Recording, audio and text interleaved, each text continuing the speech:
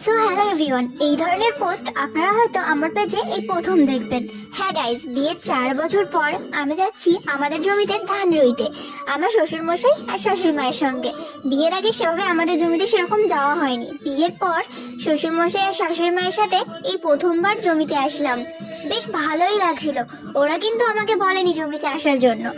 আমার ওদের সাথে সব জায়গায় যেতে বেশ ভালো লাগে। ওরা যেখানেই যায় আমি বায়না করি ওদের সাথে যাওয়ার জন্য, তাই ওরা নিয়ে যায়। আবার এটা ভাববেন না যে আমি মাঠের সব কাজই জানি, একদমই না।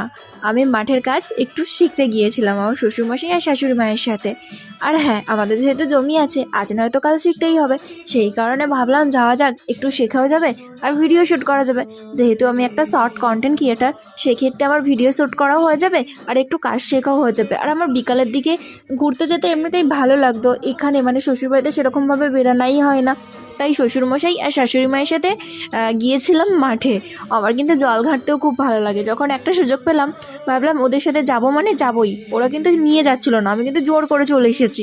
আর ওরা যেখানে যেখানে যায় আমার না ওদের সাথে যেতে সব জায়গায় ভালোই লাগে।